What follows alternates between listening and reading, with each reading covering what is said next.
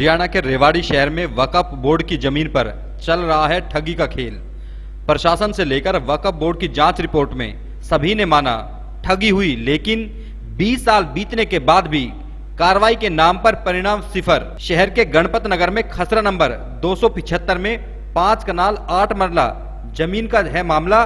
धोखाधड़ी ऐसी की फौजी तक को नहीं बख्शा। वक्फ बोर्ड की जमीन की रजिस्ट्री नहीं हो सकती, लेकिन गणपत नगर में कुछ लोगों ने साठगांठ करते हुए बेच दी वक्फ बोर्ड की जमीन। रेवाड़ी शहर में अकेले करीब 102 कनाल जमीन पर चल रहा है कोर्ट केस, लेकिन आज तक नहीं हो सका कोई समाधान, क्योंकि मसला बड़े लोगों से जुड़ा हुआ है। नमस्कार, दैनिक साथी के डिजिटल प्लेटफॉर्म में आपका स्वागत है। एडीसी की जांच रिपोर्ट हो या फिर वक्फ बोर्ड की जांच, सभी में पाया गया कि शहर के गणपत नगर में खसरा नंबर 275 में 5 कनाल 8 मरला जमीन जो कि वक्फ बोर्ड की है, कुछ लोगों ने बैला फुसलाकर साठगांठ करते हुए अन्य लोगों को बेच दी। इतना ही नहीं, इन लोगों ने उस जमीन की रजिस्ट्री तक करा दी, जबकि नियमानुसार वक्फ बोर्ड की जमीन की रजिस्ट्री नहीं हो सकती। अब दूसरा इससे भी बड़ा सवाल है कि कुछ लोग शिकायत को लेकर 20 साल से अधिकारियों के चक्कर काट रहे हैं, लेकिन आज तक कार्रवाई नहीं हुई। ऐसे में अधिकारियों की मिली भगत से भी इनकार नहीं किया जा सकता। जिस तरह से वक्फ बोर्ड ने बीते 20 साल में मॉडल टाउन थाना से लेकर पुलिस के उच्च अधिकारियों को कार्रवाई के लिए लिखा, लेकिन कार्रवाई नहीं होना भी सवालों के घेरे में है। वहीं पूरे मामले में एडीसी ने जांच भी की।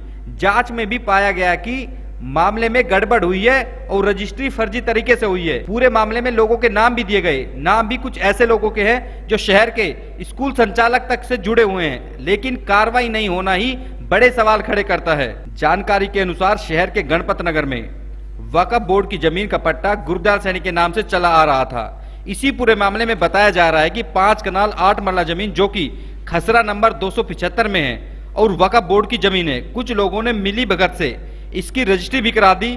पूरे मामले में एडीसी को जांच भी सौंपी गई। एडीसी की जांच में भी रजिस्ट्री में गलती पाई गई, बावजूद इसके आज तक कोई कार्रवाई नहीं हुई। बता दें कि रेवाड़ी शहर में करीब 102 कनाल 14 मरला ऐसी जमीन है जिस पर कोर्ट केस चल रहा है। वक्फ बोर्ड ने शहर के मॉडल टाउन थाना से लेकर अन्य अधिकारियों को कार्रवाई के लिए लिखा, लेकिन कार्रवाई नहीं हुई। जब मामला डीसी तक पहुंचा तो इसकी जांच एडीसी को दी गई। जांच रिपोर्ट में पाया गया कि मामला गड़बड़ है, ऐसे लोगों के खिलाफ कार्रवाई होनी चाहिए, लेकिन साल दर साल बीतते गए, कार्रवाई नहीं हुई। अब शिकायतकर्ता एक फौजी व विजेंद्र सैनी ने मुख्यमंत्री से लेकर प्रधानमंत्री व अन्य अधिकारियों को कार्रवाई के लिए लिखा है ताकि उनको न्याय मिल सके। बता दें कि पूरा मामला कहीं न कहीं साठगांठ से जुड़ा हुआ है। ऐसे में कार्रवाई पर भी सवाल लाजिम है। इसको लेकर हमने पीड़ितों व वक्फ बोर्ड के कार्यकारी अधिकारी से बात की कि क्या है पूरा मामला और उस पर क्या चल रही है कार्रवाई। अब आपको सुनाते हैं पूरे मसले पर पीड़ित पक्ष व ईओ जो कि वक्फ बोर्ड के ईओ हैं, उनका क्या कहना है। भाई ये वक्फ बोर्ड की जो पट्टे की जमीन थी गुरदयाल के नाम से थी। ये पट्टा गुरदयाल के नाम से चला आ रहा था।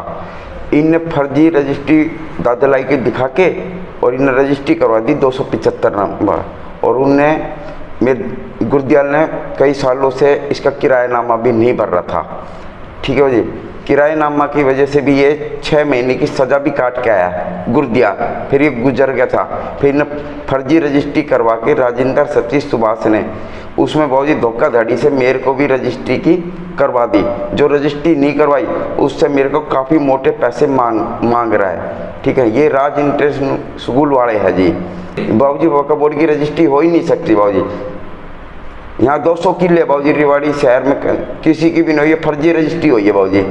उसके बाद एसएचओ मॉडल टाउन ने भी लिखा है। हाँ जी, क्या पूरा मामला है? कार्रवाई मुकदमा दर्ज क्यों नहीं हुआ अभी तक? बाबूजी मैं मॉडल टाउन में गया था, डीसी के पास भी गया, डीएसपी के पास भी गया। संगीता कालिया ने ये फाइल खोली थी, फिर इनने फाइल फिर बंद कर दी। संगीता कालिया ने फिर फाइल खोल के, ठीक है जी, फिर भी आगे ये कार्रवाई नहीं कर रहे पुलिस वाले। किस किस को आप शिकायत दे चुके हैं? कब से शिकायत दे रहे हो? तो बाबूजी मैं डीसी को भी दे चुका, एसपी को भी देखा हूँ, और कोसली में डीएसपी के पास भी गया हूँ काफ़ी बार। ठीक है बाबूजी। आपने कहाँ शिकायत दी है? बाबूजी मैंने सीओ मिंटो पे भी दिया है और खट्टर को भी दिया है, चौटाला को भी दिया है, अब अनिल ब्रिज को भी मैं देने जा रहा हूँ, फिर ऊपर तक भी मेरे पास। मेरा नाम किशन कुमार है।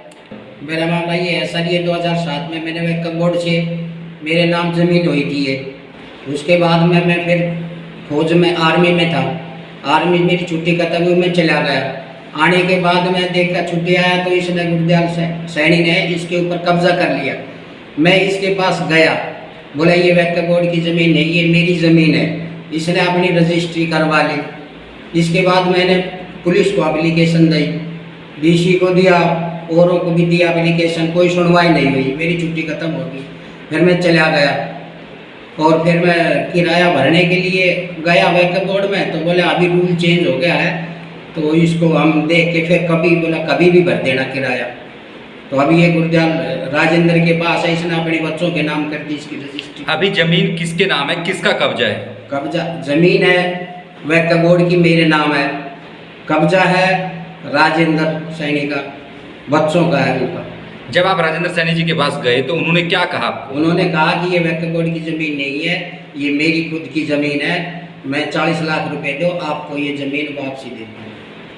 अभी क्या क्या रजिस्ट्री करा दूँ। अभी क्या दस्तावेज है आपके पास कि जमीन पट्टा ये आपके नाम से? मेरे पास सारे कागज है वक्फ बोर्ड के। कब से कब तक आपने इसका किरायानामा भरा है? 2007 से लेकर 2013 तक। उसके बाद में आपने किरायानामा क्यों नहीं भरा? किरायानामा सर आया था, मैं छुट्टी में आर्मी में था तो इतना टाइम नहीं मिला। मैं 2-3 बार गया तो वो बोले अम्बाड़ा से सैंक्शन लेनी पड़ेगी, अभी रूल चेंज हो गया है, तो बोला कभी भी किराया भर दियो।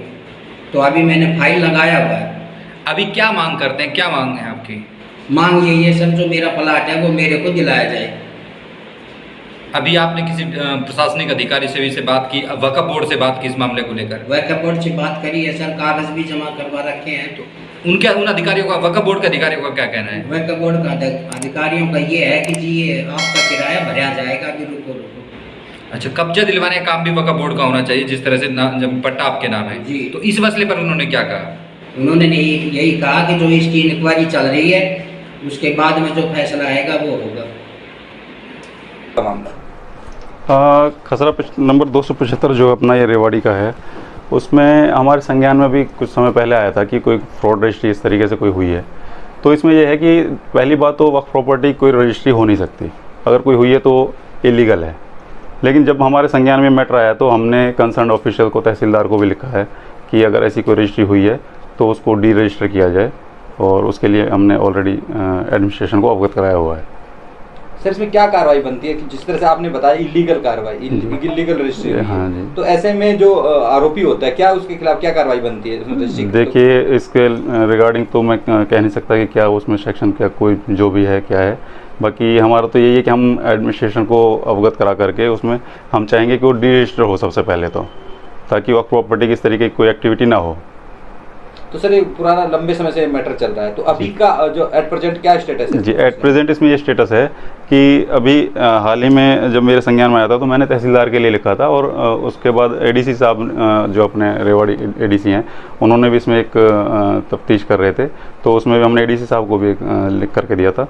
तो अभी एडीसी साहब ने उसमें डीसी साहब को अपनी रिपोर्ट सबमिट की है कि आगे जो अपने तहसीलदार हैं कंसर्न, उनको डायरेक्शन दी जाए कि इस तरीके की कोई रजिस्ट्री हुई है तो उसको डी रजिस्टर किया जाए।